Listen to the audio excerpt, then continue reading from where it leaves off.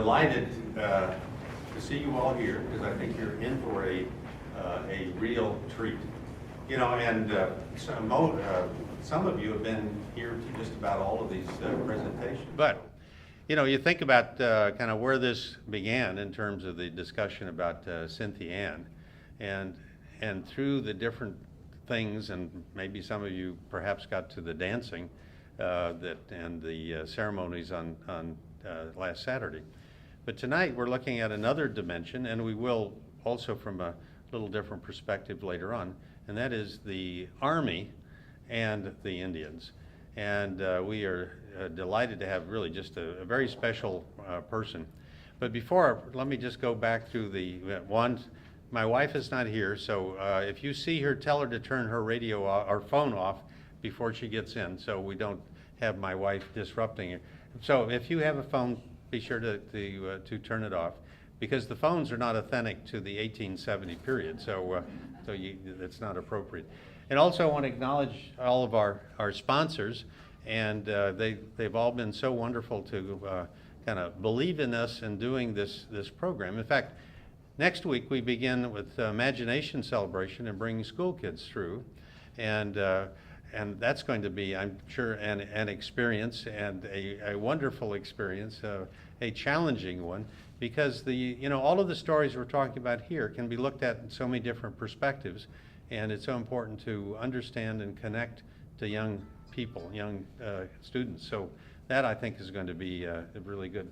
But the other sponsors are there, and Imagination Celebration being one, but the library, I think, in fact, I had one of our friends that came Saturday, and he's lived in Fort Worth for years and years. It's the first time he'd been in the Fort Worth Library. So, I am sure that there may be others that maybe have not, hung out at the Fort Worth Library. So this is an opportunity to see the wonderful kinds of facilities that are here.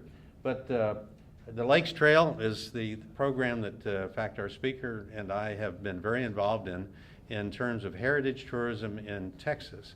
And we are in the Lakes Trail, but I always argued we should be in the Forts Trail, and almost kind of made it snuck into the edge of the Forts Trail. So anyway, those are kind of the sponsors. I want to thank Bob Venable down here, who is filming all of this. Bob, take a bow, and he is donating his time and filming all of this, and we just talked about tonight about filming the exhibits as well. And so out of that, I think we will have a number of wonderful things that we can use in different ways with both young people and school groups, and as well as others. So, well, our speaker today is Bob Bluthardt. Now, the most surprising thing about Bob is that he has a mother. And she is here. His mother, it's Margarita? Marguerite is in, raise your hand, there she is. So, I have asked her at the end of the presentation, she's got 5 cards from 1 to 5, and if he does a really good presentation, hold the card with the 5 on it. I think that would be really good. But we're delighted that she can be here, because when you hear her talk and then hear Bob, you hear a Boston accent, and you wonder, how is it he ended up out in West Texas and all of that? Well, it's an amazing story. He started out as a school teacher in the Boston area, did his work on museum studies at Brandeis, if I remember right, some kind of one of those intellectual places in the East, and then moved from back east to Fort Concho in San Angelo. And for 31 years, if you can imagine this, he has been working at Fort Concho. I mean, it sounds like a prison sentence or something like that, but new parole, yeah, that's right. But through those years, he has worked his way up so that through the education programs and the other things at Fort Concho, that so he has been directing it since, what, 98 or for a number of years now. How many of you have been to Fort Concho? Raise your hand. Okay, all right, well, good. Well, the rest of you need to visit Fort Concho, because it is, Fort Concho and Fort Davis, to me, are 2 of the just absolutely remarkable, Plains era forts, and they just are wonderful, and Fort Concho, as Bob can tell you more about it as well, but owned by the city. So it's a remarkable contribution that the city of San Angelo has done. Now, a couple of other quick remarks about Bob. Bob is a very special friend of Fort Worth. A number of years ago, over a napkin in a place that served alcoholic beverages, as I recall, Bob and another good friend of ours talked about how can we bring the fort experience to Fort Worth. And from that came what is called Fort's Days, the Fort Muster in the Fort Worth stockyards. And for this, I think maybe the 12th year this year or something like that. And it's May 10th and 11th in the Fort Worth stockyards. And you know, if you're a very young school kid, you know, I recommend Friday. If you're older than a school kid, Saturday is your day to go. But he'll be out there with the cannons and the soldiers, and all of that kind of gear. We'll have Indian interpretation, and we've got a wonderful person that comes in and puts up the teepee, and we've got the Quanah Parker statue right there. So it's a great educational and public event. So mark that down, 10th and 11th. Also, I failed to acknowledge Lance Tomacara over here. Raise your hand. He is one of our speakers, and he's taking notes on all these speaker bad habits and all that kind of stuff. But he'll be speaking on a wonderful topic, which is really Comanches and family, which is on your schedule. Well, anyway, Bob Bluthardt has been a special friend, and he's lugged his cannons and his mortars and all his guns and all that down to Fort Worth many, many times.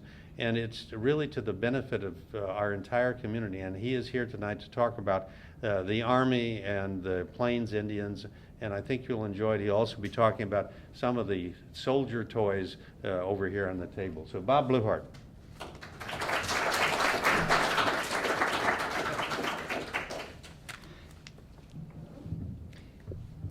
Thank you, Doug. Can you all hear me in the back? Very good. Normally, after an introduction like that, I say, if only my mother could hear that. Well, tonight she can. And my mother will be offering a rebuttal in the lobby at 7 o'clock. Tonight we have three parts to this presentation. I'm going to give a short talk on Army strategy in the Plains Indian Wars in this time period. Then we'll take questions and then visit a little about the toys there on the table. And we're under no set schedule, so I'm going to try to keep this all under an hour. But if some of you wish to stay and there's more to ask, then I'm more than happy to do so. The formal topic of tonight's presentation is the U.S. Army and the Plains Indian Wars in the 1870s. When Colonel Randall Mackenzie and his troopers of the 4th United States Cavalry thundered into Palo Duro Canyon at dawn on September 28, 1874, few contemporaries realized this action would represent the end of the Comanche domination of the Southern Plains. Fewer still would know that with the exception of the Victorio campaign of the early 1880s, this attack would mark the end of the Indian Wars in Texas. And no one at that time could have predicted that the frontier military's century-long fight with the native peoples would come to an end in another decade, followed by the tragedy at Wounded Knee in 1890. Mackenzie's surprise thrust into the heart of the Comanche nation represents one of the more notable successes of the military struggles with the Indians, a not-so-well-organized chess game of shifting policies, political chicanery, an uncooperative Congress, an oftentimes bored, if not hostile, public, and a divided military command. Most critical of all, the Indian Wars era engaged an enemy who fought long and hard with disproportionate resources, but with a zeal, one might say a pure purpose for battle. Even General Sherman, notoriously unsympathetic to their cause, summed up the whole situation in 1878. Quote, "Alas for the poor savage. Along came 19th century progress, or whatever it may be called, to disturb their happy condition. We took away their country and their means of support. We broke up their mode of living, their habits of life. We introduced disease and decay among them. And it was for this and against this that they made war. Could anyone expect less? When Sherman made that statement in his annual report to Congress, the United States Army was marking its midpoint in the post-Civil War era, just 2 years past Custer's defeat at Little Bighorn and barely a decade after the close of the Civil War. The Army, the nation, and Congress were still struggling with aftershocks of the Great Conflict, and a war-weary public was not in any mood to provide the military anything but a sustenance budget. From a massive Union Army exceeding 1 million in 1865, the regular troop levels had been cut and cut again until they settled at or near 25,000, and that's where they stayed until the Spanish-American War. Several times in the 1870s, a congressman would file a bill calling for the outright elimination of the regular army, confident in the abilities of home guards and state militia to protect the citizens. Indeed, the military was something of an institution under siege from more of an Indian foe. The nation had been founded by leaders wary and mistrustful of a large standing army. Other than protection of government stores, seacoast forts, and some scattered frontier posts, Army strength rarely topped 10,000 men before the Civil War. When the Mexican-American War and the Civil War, plus a few previous Indian wars, had arisen, Congress responded with rapid mobilization of mostly volunteer forces who were mustered out as quickly as they had been recruited once the danger had passed. By the way, we repeated that scenario several times more with World War I, World War II, and Korea. The Army itself in the 1870s did not help its cause with its high command attitude towards the frontier Indian wars. Even as they skirmished with the Plains Indians, the average officer in the field, all the way up to the commanding generals, considered this duty a passing annoyance, a nuisance, and for those veterans of the Civil War, a huge drop in military prestige from the days of the epic battles of Shiloh, Gettysburg, and Antietam. They were looking towards Europe, planning for, even hoping for the next great conflict. They were right, of course. They were just 40 years too early. General Sherman's command, and he managed the whole Army between 1869 and 1883, dealt with many crippling political and logistical issues that slowed their response time and limited their effectiveness. At the top of the list was the political influences that permeated every aspect of the military, from command to supply to strategy. Army staff bureaus worked under officers directly appointed through congressional committees, often managing their fiefdoms independent of and sometimes hostile to General Sherman, who commanded the troops. Not until the early 1900s would a system of a general staff be created, whereby troop commanders managed all aspects of their troops and support units. Competing policies and a lack of political clout also handcuffed the troops. In an 1872 letter, Sherman bluntly wrote a friend, quote, "The Army has no policy about Indians or anything else. It has no voice in Congress, but accepts the laws as enacted and executes them with as much intelligence, fidelity, and humanity as any other body of citizens." Perhaps Sherman was being petulant. He did write his brother, a United States Senator, as a sounding board, and in 1874 he became so fed up with the Washington scene that he moved the Army headquarters to St. Louis, where he resided for 2 years when the Red River Wars in Texas were conducted. The Army also had other duties and responsibilities, spreading its limited regiments and companies even thinner. For many years after the Civil War, it tried to enforce the Reconstruction policies in the South, and it often got tossed into labor strikes in the Midwest and East when federal interests were at stake. Is it any wonder some elected officials plotted to vaporize the regulars? On a more positive note, The military occasionally assisted after some natural disasters. It protected some of the nation's first national parks, and it managed and protected some of the first scientific forays into the western frontier. The Army also protected the railroad work gangs and stage lines.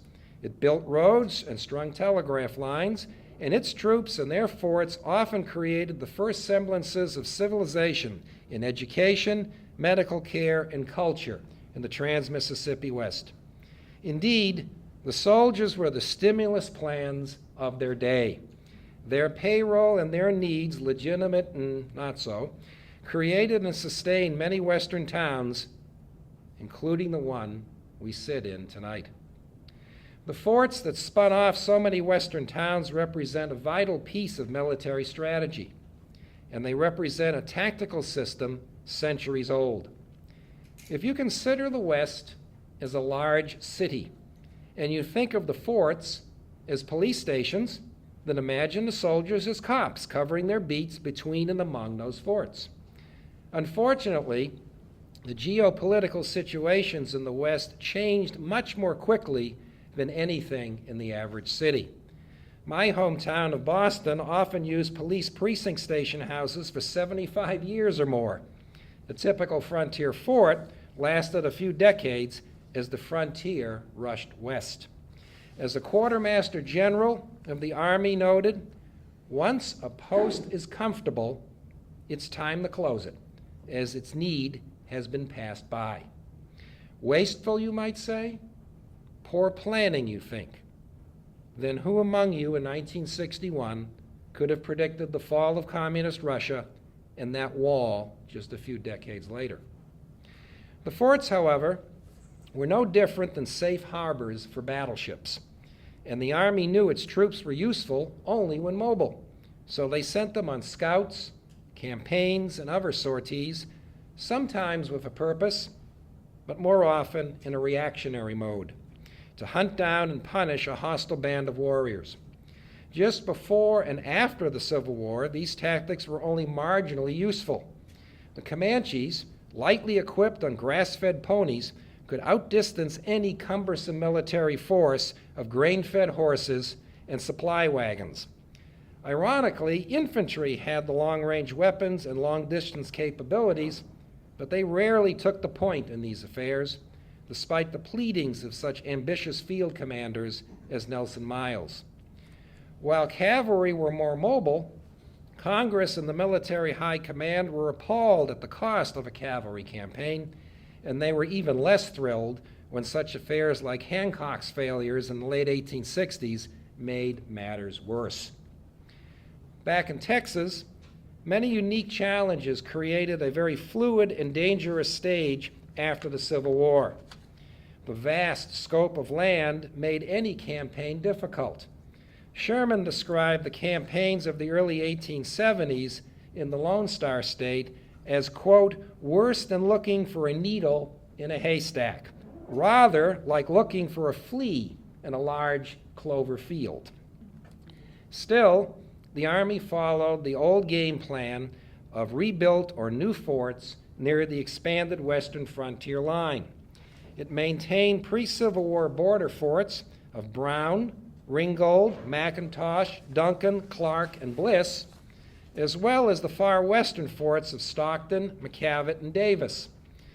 However, the attacks of the Comanches across the Red River and conflicts over the Buffalo and the new settlement lines forced the Army to replace the existing posts of Belknap, Phantom Hill, and Chadbourne with the new facilities of Griffin, Richardson, and Concho, all established in the fall of 1867.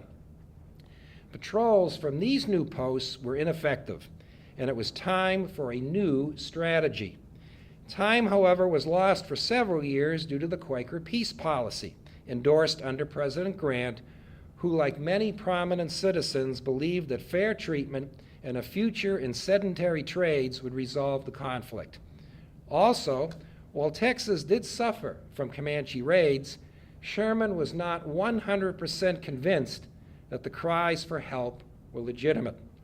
Like many officers, he interpreted many claims of death and destruction as a civilian's means to an end, that end being a fully staffed garrison with soldiers, a payroll, and lots of work for carpenters, masons, sutlers, mechanics, ranchers, and the saloon keepers and the ladies of the evening.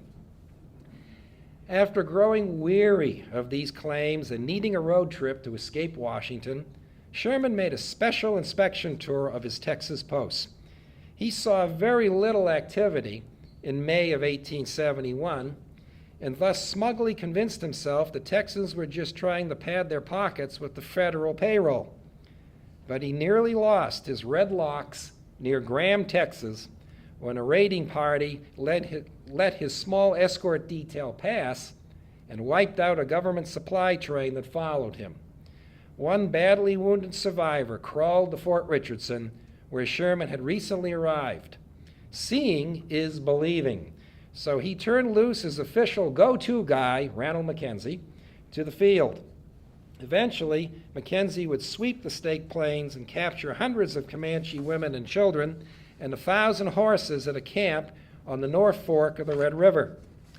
The Braves had been absent when Mackenzie swept into the village, and they recaptured the horses the next night. Don't forget this, because Mackenzie didn't, as you will hear later. Increasing tensions between the Comanches, the settlers, and the buffalo hunters who were following and destroying the sacred beast made North Texas unlivable for all Anglos. The famed Battle of Adobe Walls, 20 miles north of Borger, Texas, made Billy Dixon and his long shot a legend, marked the violent start of the Red River War and Mackenzie's Palo Duro campaign. In the years leading up to Palo Duro, the military had planned or blundered its way to a new strategy, depending on your favorite historian. These issues, however, are clear. First, the Army conceded that wandering and unfocused forays into vast territories were not fruitful. They had to focus. Second, converging columns made sense, not just a splitting of a single regiment, as Custer did well in Oklahoma in 1868 and not so well at the Little Bighorn in 1876, but distant columns, all converging on a general region predetermined to hound the enemy. Third, make no special arrangements to avoid non-combatants. As Grant noted to Sherman in 1868, quote, "Is it not advisable to push after their villages and families? The possession of them would bring them to terms." General Sheridan echoed the Civil War precedent for this policy. Quote, "During the war, did anyone hesitate to attack a village or town occupied by the enemy because women or children were within its limits? Did we cease to throw shells into Vicksburg or Atlanta because women or children were there?" Last, the Army recognized the value of winter campaigns, conceding their toll on their soldiers and horses, but noting nonetheless the successes against a foe immobilized and undersupplied in a winter camp. Now, this was not a new concept, as the Army had waged winter campaigns before, as noted with Custer, but it now made a policy and strategy from an occasional campaign to a permanent.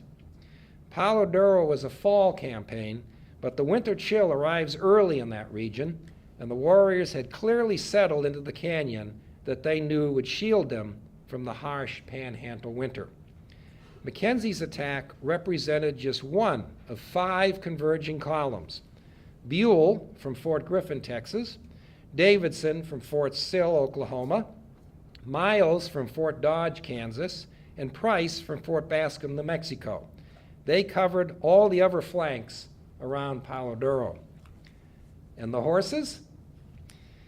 Mackenzie remembered how the Braves had recaptured the herd 2 years earlier, so he had up to 1,000 mounts shot. The horseless warriors who had escaped eventually surrendered, and the Indian Wars in North Texas were closed. Just a year earlier, Mackenzie had taken 6 companies of the 4th Cavalry and crossed into Mexico to defeat the raiding Kickapoo tribe south of Brackettville. A few years later, the Army, directed by Fort Concho's Colonel Grierson, had secured southwest Texas with the defeat of Chief Vittorio of the Warm Spring Apaches. The Army continued to maintain a steady presence in Texas, as it could not predict the future, and its continued staffing of the border forts kept thousands of troops in the state. As railroads crossed Texas, communities grew, and the needs for troops arose elsewhere. But all but 2 inland posts were closed by 1900. Only Fort Bliss in El Paso and Fort Sam Houston in San Antonio remain today, the only posts that date back to the age when the Comanches ruled the Southern Plains. Thank you.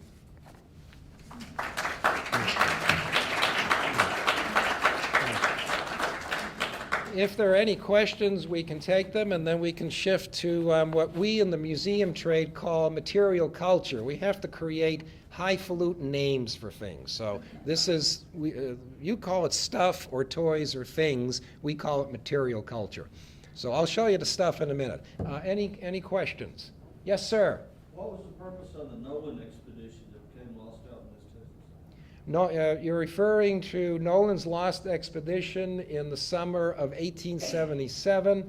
He was sent with Troop A of the 10th Cavalry northwest of Fort Concho to chase alleged horse thieves and Indian raiding parties. That was one of the driest summers on record. All the water holes that they had planned to use were gone. They went 82 hours. That's 3 days, folks. 82 hours without water.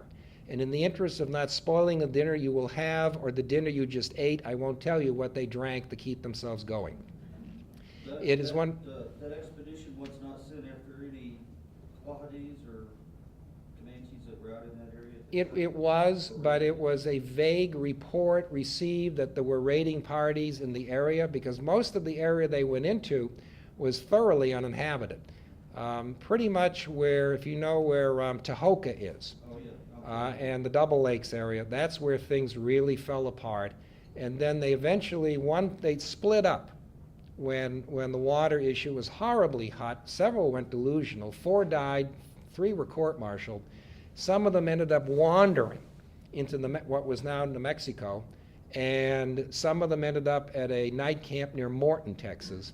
It was a horrible, horrible tragedy. It was just a bad case of bad planning and bad geographic situations. Yes, sir? What did they do with the Comanches they rounded up? Where did they go? In 1872, they were brought to Fort Concho after that situation, and they were housed over the winter and returned in the spring. And unfortunately, during the winter, the warriors did not fight because they didn't want their women and children harmed. And then when the children and women were returned, they went back on the warpath. Doug, do you recall where they went with them in 1874? I don't recall right offhand. No. I don't think they kept them very long. There was a reservation in the area. That's what Fort Sill was originally placed for, to serve as one of the posts for that protection. Was that a yes, sir? Over here. What year was Samuel Colt's invention, and did that not kind of turn the tide against the Indian War? Let me think. Doug, help me out. Samuel Colt and the repeating pistol, 18. Actually, it was before. Long before this. 40s. 42 or 43. Yeah, and then it took a while really to develop, and that's where Samuel Walker kind of worked with the Colt in terms of refining it, so it became, the Texas Rangers began using that, so this is all before, before the Civil War. And actually, the 1870s is a transitional period for weaponry in the Army, and we'll talk about some of that in a minute. But the Army stuck with the Remington cap and balls well after the Civil War and did not officially switch over to Colts and other six-shooters until years later. The Indians, the Native American warriors, were superior in several factors regarding their fighting with the Army. First was simply they knew the land better than any Army scout could ever know. Second, they were fighting on their own homeland, and there was a certain zeal there. Third, they picked their spots carefully. This drove the Army nuts. You've got, think of the mindset here. You have Civil War officers who were used to set battles. You take your 15,000 guys over here, and I'll take my 15,000 men over here, and then we'll march at each other and blast away, and whoever's left standing wins. That's the way Army officers thought gentlemen fought a war. Well, the native warriors didn't read that book. They didn't read any books.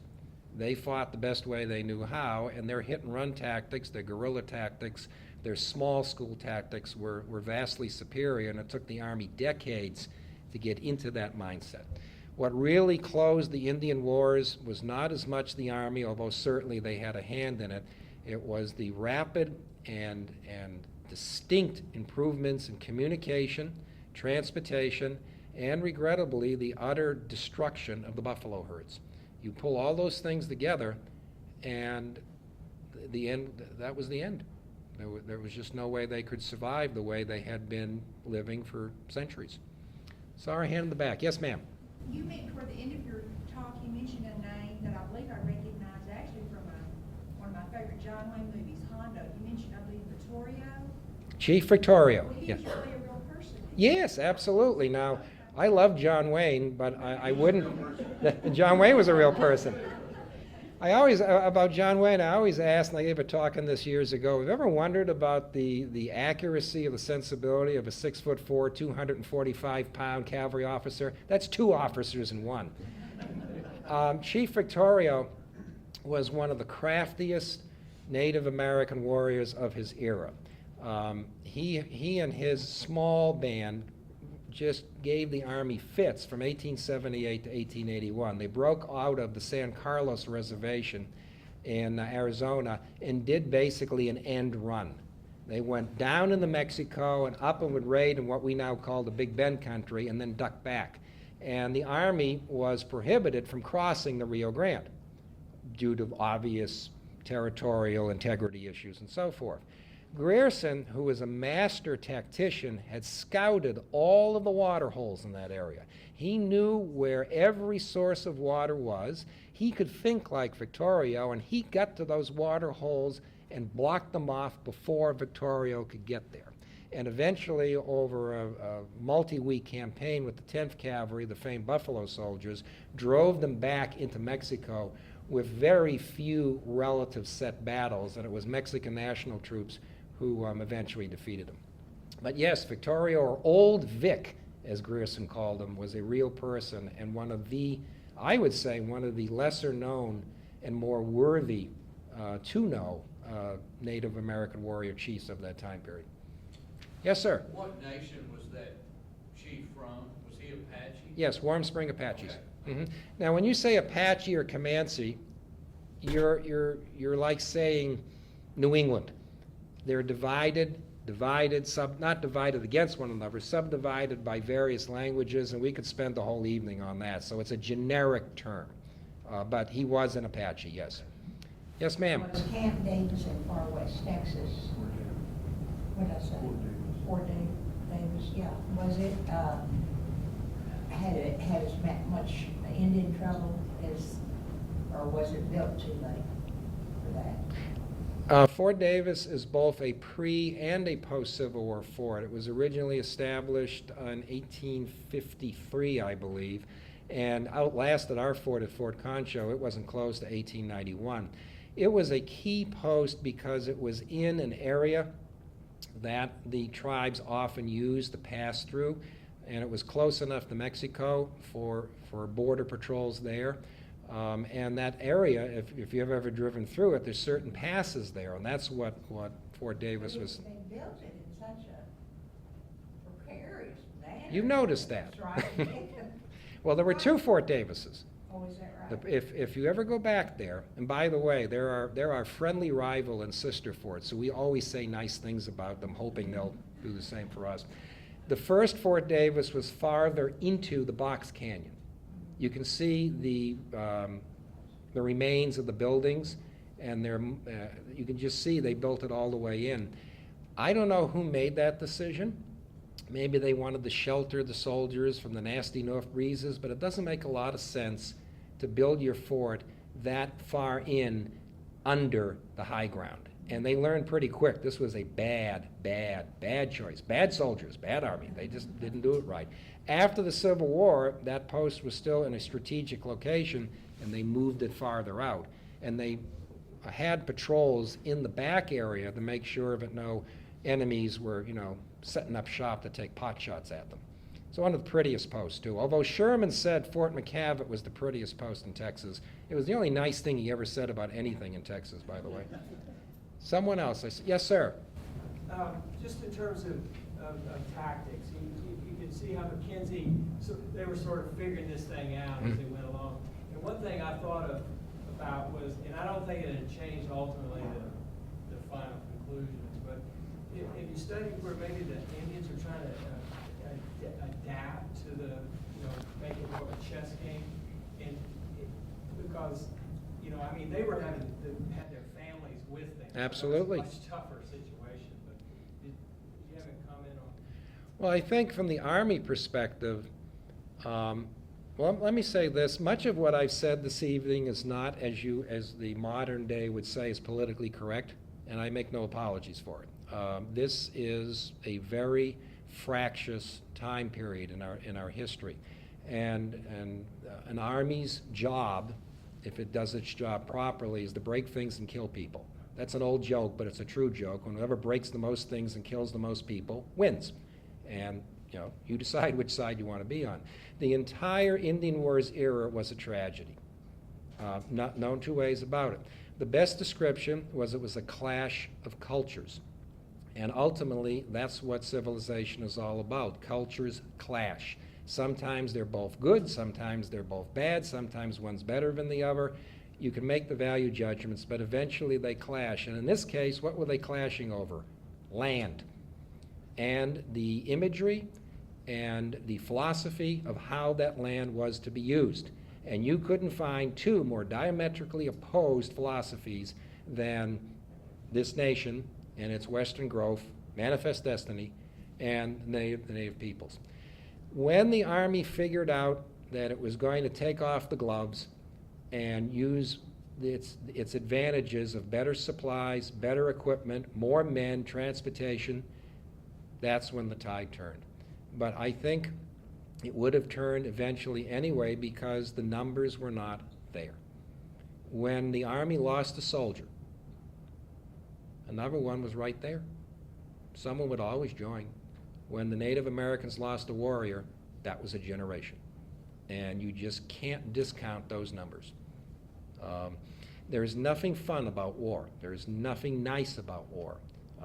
And there's nothing nice about this era. It was an utter conflict of values and remains controversial even to this day. Saw another hand. Yes, sir, in front. Yes, this is very interesting because, the Indian Wars were the longest war the United States ever been through, even longer than Vietnam. And, but I was wondering, what part did the early dragoons play, and were they significant? There's a name we haven't mentioned today. Yeah. You mentioned the Indian Wars were the longest war of the United States. Technically speaking, they weren't always against Indians, and it wasn't really a war, but it's the term historians use. The United States settlers were fighting the native folks, and they were here first, from 15 whatever, going back to Florida, going up the East Coast to my home area. The dragoons that you mentioned, they were among the Army's first mounted soldiers. Now, I can't hit too hard the point of cost, how things have changed. The Army was kept on a short budget leash. So was the entire United States government. In those days, $1,000 was a lot of money. I know it still is today, but you could get a lot for $1,000 back then. The cost of maintaining a regiment of mounted troops, no matter what you called them, you had dragoons, you had mounted riflemen, and you had cavalry, was very high expense, and the Army didn't really get the idea that we need more of these guys until after the Civil War. By the way, what happened to the dragoons and the mounted rifles? At the outbreak of the Civil War, the Army decided to get organized. So it renamed the Dragoons, the Mounted Riflemen, and the Cavalry. And they managed in one fell swoop to hack off all 6 regiments because they named them in order of seniority, not in common sense. So Dragoons became Cavalry. The 1st and 2nd Cavalry, I believe, became the 5th and 6th Cavalry. And I forget what happened to the Mounted Rifles, but all their numbers changed. And if you're ex-military, you know heritage is a real big deal. Well, the Army managed to make everybody unhappy with that. So, I don't know, maybe that was an omen. Someone else. Yes, ma'am. The use of Indian scouts by the Army, and I know there was a real conflict between the Indian groups, fighting between the different tribes as well, that escalate the use of the scouts by the Army. Yes, very good question. Definitely a topic for another day. Certain commanders made good use of Indian scouts and defended them, and their careers rose, and in one case fell because of that. I give you General Crook. He had terrific success using Indian scouts in New Mexico and Arizona. Unfortunately, he was perceived as being too cozy with those scouts, and when Geronimo was not captured as quickly as the high command thought, Crook was relieved, and as I recall, Nelson Miles was brought in, one of the great social climbers of the 19th century. And you talk about a guy who clawed his way to the top of the Army command. You got to admire Nelson Miles for that. Army Scouts were very good when they worked, but they were always a controversial issue among the Army's upper command. How did Lincoln work it out? I mean, what was his policy toward the American Indians? Lincoln had a lot on his plate. Yeah, he really did. During Lincoln's time, let's use Texas as an example, the frontier moved back 60 to 75 miles east because the Indians figured out pretty quick, all the soldiers disappeared. The Confederates had enough problems. Texas Rangers couldn't hold it, the whole militia couldn't hold it, the whole frontier moved back. Generations moved back. And this happened all over. The regulars were often sent in. They were sent up in Minnesota during the Sioux Wars of 62, 63. Lincoln really had, well, let me tell you a story. When some of his cabinet were jarring at him and suggesting that they go to war with Great Britain because of the blockade and the cotton, and Great Britain was funneling arms to the South, Lincoln said, "One war at a time, gentlemen, one war at a time." And I think that was, there was no major policy then, utterly none. I mean, Texas was left on its own. And you think the feds were going to do anything about Texas in the Indian Wars during the Civil War? No way. Saw a hand in the upper deck. Why don't we, one more and then we'll shift to the toys. Yes, sir. I have a quick question. It just occurred to me. In the years I've studied this or that, I've never known or been told how many Native Americans were in, say, the northern hemisphere, North America, when the early settlers came. Have you a notion of that figure?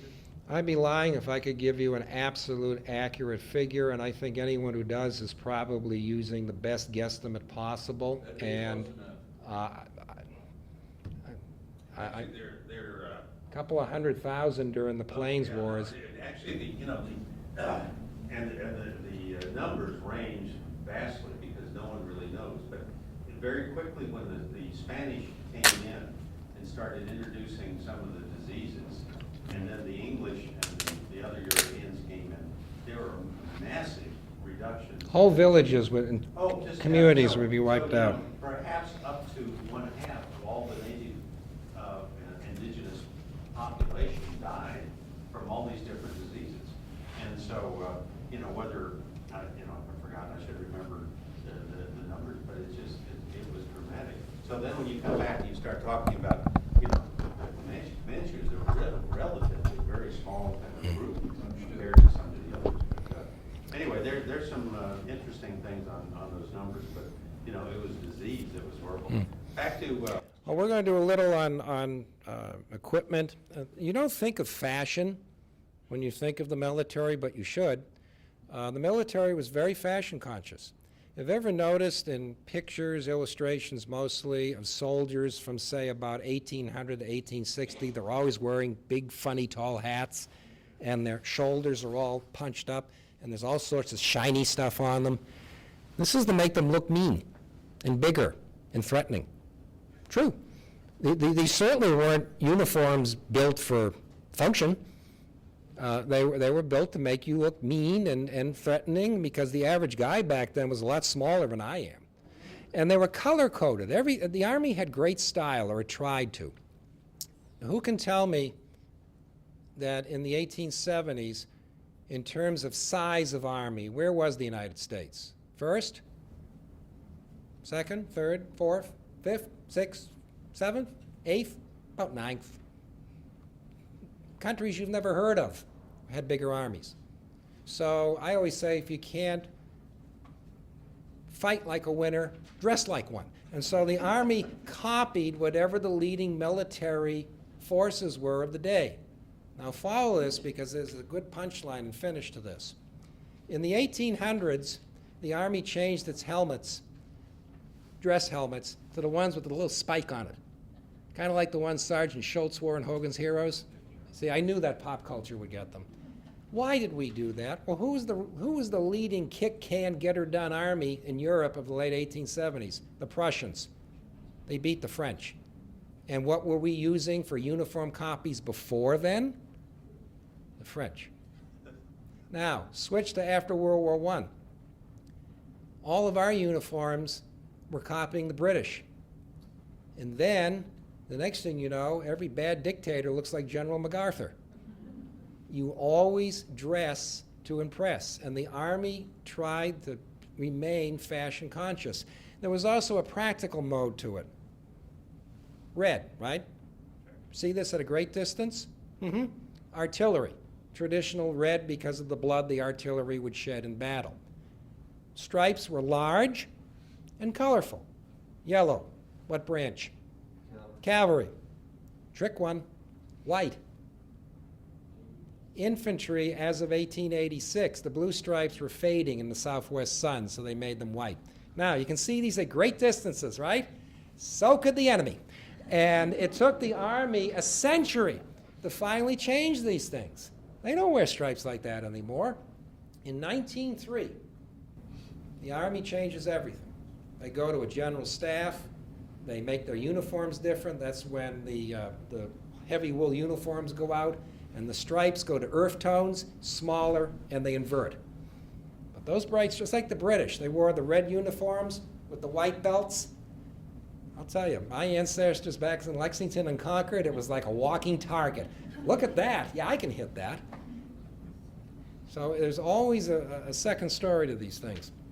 The uniform that the Army wore in Randall Mackenzie's day also had color piping on the jackets, blue for infantry, yellow for cavalry, red for artillery.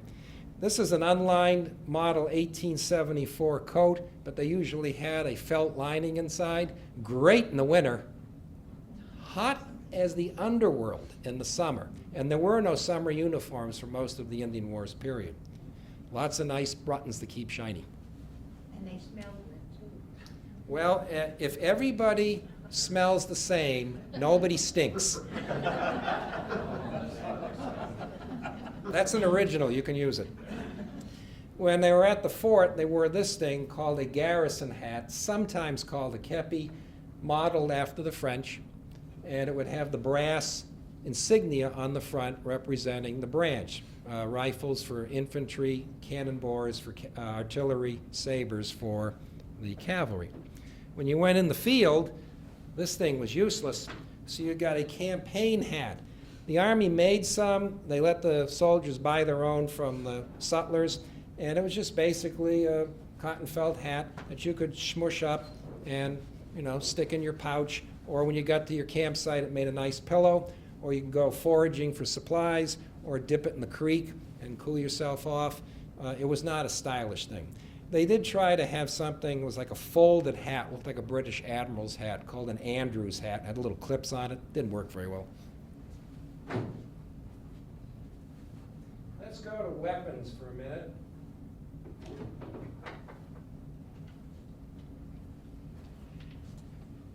After the Civil War, the Army had hundreds and thousands of everything in their supply houses. You know, wars don't end on schedule. So when Appomattox came and the war was over, the Army had something like 600,000 pairs of pants. And I'm talking the Union Army. Hundreds of thousands of shirts. Hundreds of thousands of canteens. Thousands of everything. Just like when we ended World War II. We had tanks coming out of our ears. And back then, the Army was thrifty, or Congress was thrifty, and they had thousands of Springfield muskets. And so they converted them. They first converted them from 69 caliber, and that is a bullet the breeze would knock you down. I mean, that is a lot of lead. They converted them down to 50 caliber weaponry, and instead of loading them with the powder and the ball and the ramrod and then the firing cap on here, they made them into what was called a trap door, because the loading area looks like a trap door. And you would take the shell, one piece, the lead slug at the top, the powder in the side of the shell, and the firing cap there. You'd slide it in, snap it shut, go to full cock, and then after you fired, lo and behold, the shell comes back out. The 50 caliber conversions, as they were called, worked okay, but they really thought they needed a better weapon. And this is where the Army really made good work. They had dozens, hundreds of people submit weapons. Now, is this a multiple shot or a single shot weapon? Single shot. Single shot. Why in the Lord's name did the Army continue to use a single shot weapon when everybody else had repeating weapons? Several reasons. Well, that was one of them.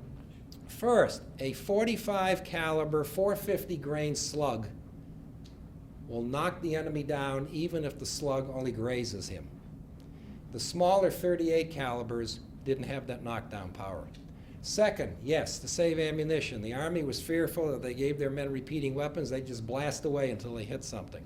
Third, the Springfield 1873 45 caliber rifle was among the best things the Army ever commissioned. These things were still being used in training up until World War I. They fire well, they're balanced, they will fire in heat, they'll fire in cold, they'll fire when wet, they'll fire if you get sand in them. These were a durable weapon. And a version of this was the Army's Indian-Wars weapon from 1868 right up until the early 1890s when they went to the Craig Springfield. This was the weapon the Army was hoping to win the West with. It weighs about 9.5 pounds, too heavy for cavalry. So they got a shorter version, exactly the same, fires a slightly lighter bullet with less powder, and has a little ring that you hooked onto your belt clip. And that way, when you're riding and you're firing or whatever, and you can't have four hands, if you dropped it, you didn't lose it. Now the infantry carried a longer rifle, plus they got an extra little piece of equipment, the bayonet. Now, bayonets by and large are relatively useless pieces of equipment because they're only as good as close as you can get to an enemy. Some of you may recall the iconic scene in Raiders of the Lost Ark where Harrison Ford is on a market area and all of a sudden one of his enemies comes out and starts flipping a knife in front of him. He just pulls out a pistol and shoots him and walks away. These things are only good in hand-to-hand combat, and that didn't happen very often. These were actually designed as a protection against horses. Infantry walked. Nothing sets the odds against an infantryman worse than the enemy coming at him on horseback. So in the tradition of the British square, the infantrymen get down on a knee, put this thing up. And horses are very smart critters, and they will not go against this because these things could gleam in the sun. Look at the length of the bayonet. This is good for 3 people, never mind 1. So this was often carried but never used. You could also roast meat with it. It's a very effective barbecue tool. And now for my all-time favorite piece of Army equipment. One of the great failures of military technology. The trowel bayonet. Gee, we have soldiers. We have a bayonet. We sometimes have to dig. Awful lot of extra effort to make shovels, more weight for the soldier to carry. Can we figure out a way to take the offensive and defensive capabilities of a bayonet and combine that with the functional tool of a shovel? You bet. We'll call it the trowel bayonet. And this makes a very bad bayonet and a very useless shovel. It was only in service about 2 years. The soldiers hated it. And I'll give the Army credit, when a piece of equipment or a uniform just didn't work out, eventually the Army would pull it. Fortunately, they didn't make a lot of these things. And it goes off just as easily as it goes on. Well, it's going to stay there for a while.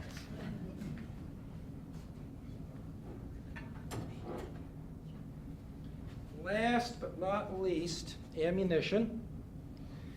If you went in the field, you wore a prairie belt with loops in it, kind of like the ones you see in the bad movies. But if you're in the post, you wore a McKeever box. This was another cute thing about the Army. If you were an officer and you invented something that they liked and used, they named it after you. Sibley tent, McKeever box. McKeever was his name. Had little loops in it, and you could slide it all up and down on your belt. The tin cup, branded with U.S., good for drinking, boiling, digging a hole. This was a multi-purpose kind of thing. A grand piece of equipment. And what do I do with the mess? Oh, here it is. These things haven't changed in centuries. If you were a Boy Scout, you know what these things are. It's a mess kit. Flip the handle, open her up, you'd have a fork and a spoon in there. Fry up your food, mostly bacon and pork and other greasy things. There's your plate, eat it up. Now, how do you clean it? Sand. Oh, you're a smart audience. If you're in the middle of the desert, you're not wasting your water on your mess kit. That's right. You wash it up with the sand, bang it on a rock or something, put everything back inside, and it fits neatly in your pouch. But you can see, and I'll close with this point, you can see that this is just the tip of the iceberg of equipment for a soldier in the field. And a lot of this is infantry. You add the cavalry saddle and saddlebags and grain bags and picket pin and rope and everything else. A soldier on horseback is carrying a lot of weight. And most of the cavalry horses were used to grain. They were not trained to live off the land like the Indians. That's why General Miles, and I mentioned him earlier, was a unquenchable supporter of infantry tactics. And he was right. If you sent out a company of infantry and a company of cavalry and just moved them out, within a week or two, the cavalry would be far ahead of the infantry. And then as the cavalry horses started to break down, the infantry, like the ever-ready bunny, would just keep it going, and they would outdistance them. And they did use infantry in several campaigns. The other thing that the native warriors hated about the infantry was the weapon. This weapon in the hands of a soldier who knows what he's doing could take the nose off of the enemy at 300 to 500 yards. That's a long way. Longer if he was trained proper. They weren't, unfortunately. The cavalry carbines were much shorter. And contrary to my John Wayne friend and John Wayne movies, horses by and large in cavalry tactics were transportation. They were the Humvees or the tanks of their day. Those glorious cavalry charges that you see, more often than not, didn't occur. So you have to think of cavalry as a mobile infantry force. Any other questions? Yes, ma'am. the clothing of, I guess it's all army, but it's such a camouflage. But I thought, well, they have a Sunday suit, but they're always dressed that way. Why is that? When they're, yeah. I'm not sure I understand the Well, question. our grandson, for Mhm. instance, and I see him in the other army, they're camouflage. Right. You know, are, but they wear that all day, whatever rank they are. And Called BDUs, I think, in the Army. Pardon? Called Basic Daily Uniform, BDUs. Well, the Army has changed, a lot of the services have changed their policies in recent years.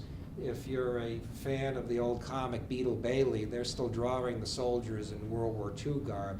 The Army went to its current system about 15, 20 years ago. Just 5 to 10 years ago, they changed their day cap from the folding cap to the beret, which at the time caused some controversy.